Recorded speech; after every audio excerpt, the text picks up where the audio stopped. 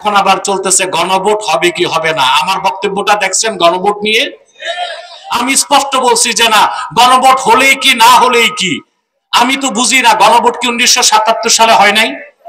1977 সালের 30শে মে শহীদ প্রেসিডেন্ট জিয়াউর রহমান গণভোট করেছিলেন 19 দফা দাবির পক্ষে। তারপর তিনি গণভোটে হ্যাঁ জয়যুক্ত হওয়ার পরে সংবিধানকে পরিবর্তন করেছিলেন। একটা ভালো কাজ শহীদ প্রেসিডেন্ট জিয়াউর রহমান করে গেছে, যে জন্য আমরা তার জন্য দোয়া করতে বাধ্য হই।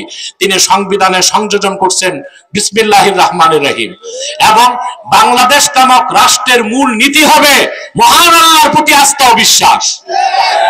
এজন্য আমরা তার জন্য দোয়া করি, এতটুক কারণে আল্লাহ তারা নাজাত দিক। প্রিয় বন্ধুগণ, এখন আমি গণভোট কেন চাই না? যে সনদটা হয়েছে দেখছেন, সনদ এটা স্বাক্ষরের আগে ছিল এক অবস্থা, স্বাক্ষরের পর আরেক অবস্থা।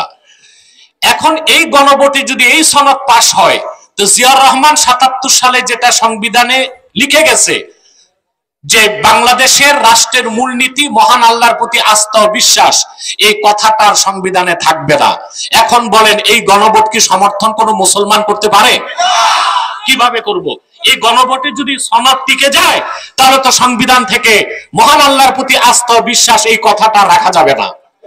এটা হচ্ছে আমার বক্তব্য। কিন্তু আমার বক্তব্য না বুঝে কিছু লেবাসদারি মৌলবি আমার বিরোধিতা করে। আমি কখনো দেখি না আমার প্রতিপক্ষ হাতি না মাছি। কোরআন সুন্নাহর দৃষ্টিতে যা সত্য তা আমি বলবোই, কারণ আমার কোনো পলিটিক্যাল ইন্টেনশন নাই। আমার কাছে এমপি হওয়া, বাংলাদেশের সবচেয়ে বড় বড় দলগুলো থেকে নমিনেশন নিয়ে এমপি হওয়া আব্বাসীর কাছে 1 2 3। এদিকে তো আমার নেশা নাই, এই আদর্শে বিশ্বাস করি না। আমার কাজ হচ্ছে আমি কোন দলকে জিতানো, কোন দলকে ঠকানো, এটা আমার কাজ না।